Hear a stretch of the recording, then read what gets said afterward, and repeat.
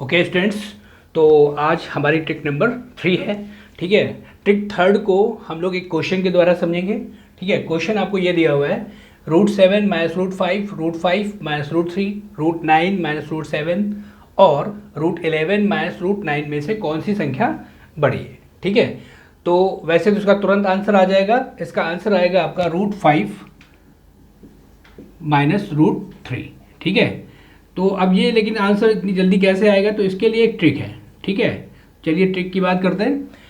तो देखिए, जब कभी क्वेश्चन में, ठीक है, जब कभी क्वेश्चन में कुछ इस प्रकार से संख्याएं आती हैं, यदि √a माइनस √b के रूप में संख्या आती हैं। ठीक है, यदि किसी क्वेश्चन में √a माइनस √b के रूप में संख्याएं आती हैं, ठीक है, और a और b के बीच डिफरेंस समान होता है। डिफरेंस मतलब अंतर।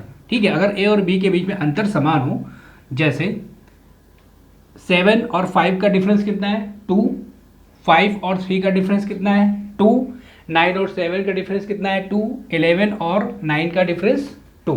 तो a और b के बीच में डिफरेंस इक्वल हो और √a माइनस √b टाइप में संख्याएं आती हैं, तो जिन संख्याओं में a प्लस b, मतलब रूट के अंदर जो संख्या होगी यानी a, रूट के अंदर इसमें जो संख्या होगी यानी b, a प्लस b यदि बड़ा होगा, यदि a प्लस b बड़ा होगा, तो उससे जो बनी संख्या होगी √a माइनस √b छोटा हो जाएगा। ठीक है, और अगर a प्लस b, ठीक है, a प्लस b यदि छोटा होगा, यदि a प्लस b छोटा होगा, तो उस वक्त जो संख्या बनी होगी √a माइनस √b वो बड़ा हो जाएगा जब संख्याओं में हम तुलना करेंगे। ठीक है, तो वही चीज़ है यहाँ पे, जरा गौर से देखिए। √7 माइनस √5, ठीक है, √5 माइनस √3, √9 माइनस √7, √11 माइनस √9। यहाँ पे 7 और 5 दिया हुआ है। 7 और 5 का योग कितना हो जाएगा, सम कितना हो जाएगा 12। ठीक है, यहाँ पे 5 और 3 दिया हुआ है, 5 और 3 इक्वल टू 8। यहाँ पे 9 और 7 दिया हुआ है 16, और यहाँ पे 11 और 9 दिया हुआ है, ये हो गया आपका 20। ठीक है, अब इन सभी योग में सबसे छोटा योग किसका है, क्योंकि हमें सबसे बड़ी संख्या चाहिए, इसलिए हमें सबसे छोटा योग देखना पड़ेगा, वो है 8। तो 8 ये सबसे छोटा है, 8 सबसे छोटा है। ठीक है, इनके कंपैरिजन में, तो इससे जो बड़ी संख्या होगी यानी √5 माइनस √3, दैट इंप्लाइज √5 माइनस √3 सबसे बड़ी संख्या होगी।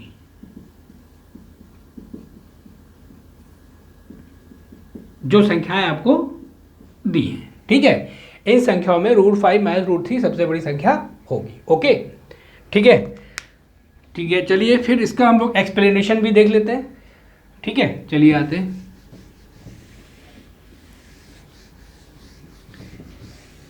तो इस ट्रिक को आप याद रखेंगे। ये ट्रिक है आपकी कि जब कभी √a माइनस √b के रूप में संख्याएं होंगी और उनमें a और b के बीच का डिफरेंस अगर समान होगा, तो वो संख्या सबसे बड़ी होगी जिसमें a और b का योग सबसे छोटा होगा। ठीक, चलिए सॉल्यूशन इसका देखते हैं। थोड़ा हम लोग इसका एक्सप्लेनेशन जरा देख लेते हैं। एक्सप्लेनेशन में हम लोग कैसे करते हैं, देखिए एक चीज़ तो आपको पता होगी, जैसे हम लोग ये करते हैं कि अगर यहाँ पे हम लोग प्लस दे देते हैं, जैसे √7 प्लस √5 दे देते हैं, √5 प्लस √3 दे देते हैं, √9 प्लस √7 या √11 प्लस √9, तो हम तुरंत बता देते हैं संख्या सबसे बड़ी कौन सी होगी, फिर यही होती। अगर ये √11 प्लस √9 होता तो ये सबसे बड़ी संख्या होती, अगर प्लस में संख्याएं होती, लेकिन यहाँ पे माइनस में है। ठीक है, चलिए देखते हैं इसका सोल्यूशन हम लोग कैसे करते हैं। हम लोगों को एक चीज़ पता होनी चाहिए, जैसे अगर हम 2 लिखते हैं, 3 लिखते हैं, 4 लिखते हैं, 5 लिखते हैं, 6 लिखते हैं, तो देखिए ये कैसा ऑर्डर है, ये बढ़ता हुआ क्रम है।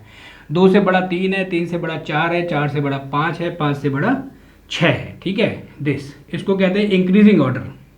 अगर हम इन्हीं को रिवर्स कर दें, जैसे 1/2, 1/3, 1/4, 1/5, 1/6, तो ये कैसा ऑर्डर हो जाएगा? ये आपका हो जाएगा घटता हुआ ऑर्डर, यानी कि डिक्रीजिंग ऑर्डर। सबसे बड़ा आपका 1/2 होगा, उससे छोटा 1/3 होगा, उससे छोटा 1/4 होगा, उससे छोटा 1/5 और उससे छोटा 1/6। इसका मतलब हम ये कह सकते हैं कि अगर नीचे संख्या बढ़ रही होगी तो टोटल संख्या वो कम हो रही होगी। जैसे हमने कहा कि 1/2 और 1/6 में कौन सी संख्या बड़ी होगी, तो नीचे जिसमें भाग हम कम से दे रहे होंगे, डिवाइड हम कम संख्या से दे रहे होंगे, तो वो संख्या बड़ी होगी, यानी 1/2 बड़ी होगी, 1/6 छोटी होगी। तो 1/2 इज ग्रेटर देन 1/6। ठीक, इस कॉन्सेप्ट को आप ध्यान में रखेंगे। तो अब हम एक्सप्लेनेशन करते हैं सवाल का। ठीक है, सवाल में आपको दिया हुआ है √7 - √5। हम जरा इनकी वैल्यूज जरा एक बार निकाल लेते हैं। √7 - √5, हम इसको कैसे निकालेंगे? √7 - √5, √7 प्लस √5 का ऊपर मल्टीप्लाई कर देते हैं और नीचे इसमें डिवाइड भी कर देते हैं।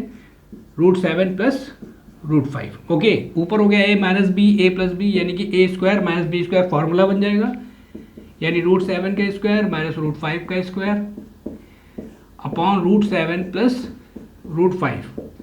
यहाँ पे आपका आ जाएगा 7 - 5 अपॉन √7 प्लस √5। 7 में 5 जाएगा, आपका आ गया 2 अपॉन √7 प्लस √5, ओके। सिमिलरली अगर हम √5 माइनस √3 को लिखना चाहें तो क्या लिखेंगे? 2 अपॉन √5 प्लस √3, ओके। इसी तरह से हम √9 माइनस √7 को भी लिख सकते हैं, 2 अपॉन √9 प्लस √7, और √11 माइनस √9 को भी लिख सकते हैं 2 अपॉन √11 प्लस √9। क्लियर? तो ये आपका आ गया, सबकी वैल्यू आ गई। अब जरा हम इसको क्रम से लिखते हैं। देखिए, √7 माइनस √5, √5 माइनस √3, ठीक है, √9 माइनस √7 और √11 माइनस √9। ये किसके बराबर निकला? ये निकला 2 अपॉन √7 प्लस √5, ये निकला 2 अपॉन √5 प्लस √3, ये निकला 2 अपॉन √9 प्लस √7, ये निकला 2 अपॉन √11 प्लस √9। ठीक, अब देखिए नीचे डिवीज़न, दो तो कांस्टेंट हो गया, नीचे डिवीज़न में सबसे बड़ी संख्या कौन सी होगी? √7 प्लस √5, √5 प्लस √3, √9 प्लस √7, √11 प्लस √9, ये संख्या सबसे बड़ी होगी नीचे। ठीक है, तो इसका मतलब ये सबसे छोटी हो जाएगी, टोटल 2 अपॉन √11 प्लस √9, क्योंकि हम सबसे बड़ी संख्या से भाग कर रहे हैं यहाँ पे, तो ये संख्या टोटल मिला के छोटी हो जाएगी। √11 प्लस √9 इन सबसे बड़ा है, दैट इम्प्लाइज, यहाँ पे हम लिख सकते हैं, देखिएगा गौर से, क्रम से लिखें, √11 प्लस √9 सबसे बड़ा होगा, उससे छोटा होगा आपका √9 प्लस √7, उससे छोटा होगा आपका √7 प्लस √5, और उससे छोटा होगा आपका √5 प्लस √3। ठीक, ओके।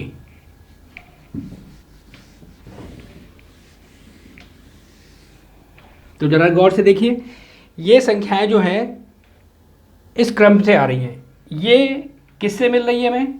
अब ये देखिए, ये इसका मतलब ये √11 प्लस √9 सबसे बड़ा होगा, √9 प्लस √7 इससे छोटा होगा, ये इससे छोटा, ये इससे छोटा। तो इसका मतलब ये हो जाएगा, अगर हम इसका रिवर्स कर दें,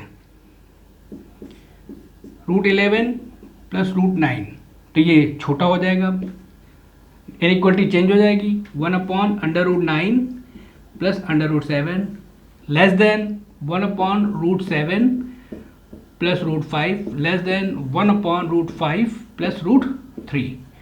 इन सभी में हम 2 का मल्टीप्लाई कर देते हैं पूरे में, ओके। तो ये वैल्यू आ गई, ये वैल्यू किसकी हो गई? √11 माइनस √9, ये वैल्यू हो गई 2/9 प्लस √7, √9 माइनस √7 की, ये आपका आ गया √7 माइनस √5, और ये √5 माइनस √3। तो देखिए सबसे बड़ी संख्या कौन सी निकल आई आपकी? √5 माइनस √3। अगर इस क्वेश्चन में हमें ये कह दिया है इसका बढ़ते हुए क्रम में लिखा जाए, तो ये है आपका बढ़ता हुआ क्रम, सबसे छोटा ये, सबसे उससे बड़ा ये, उससे बड़ा ये, उससे बड़ा ये। अगर हम कहते हैं कि इन्हीं 4 संख्याओं को हम घटते हुए क्रम में लिखें तो सबसे बड़ा ये आ जाएगा, फिर उससे छोटा ये होगा, फिर उससे छोटा ये होगा, फिर उससे छोटा ये होगा। ये आपका बढ़ता हुआ क्रम है, ठीक है, ये बढ़ते क्रम में है। अगर हम इसको घटते हुए क्रम में लिखना चाहें तो सबसे बड़ी संख्या आपकी ये आएगी √5 माइनस √3, ठीक है, ये सबसे बड़ी होगी। उससे छोटी होगी √7 माइनस √5, फिर उससे छोटी होगी √9 माइनस √7, उससे छोटी होगी √11 माइनस √9। ठीक, क्लियर हो गया। तो इसका मतलब हम ये कह सकते हैं, देखिए यहाँ पे अब ए और बी का योग देख लीजिए, 5 और 3 8, 7 5 12, 9 7 16, 11 9 20। इसका मतलब ये हो गया √a माइनस √b। अगर √a माइनस √b के रूप में संख्याएं आती हैं, ठीक है, अगर √a माइनस √b के रूप में संख्याएं आती हैं, a और b के बीच में अंतर यानी कि डिफरेंस बराबर हो, तो a प्लस b बड़ा, तो √a माइनस √b छोटा होगा, ठीक है। और अगर a प्लस b छोटा, तो √a माइनस √b बड़ा होगा। क्लियर, आगे समझे, ठीक। तो ये हो गया आपका क्वेश्चन और ये हो गई आपकी ट्रिक नंबर 3। अगर हम एक क्वेश्चन इससे करना चाहें तो कर सकते हैं। चलिए एक क्वेश्चन देख लेते हैं।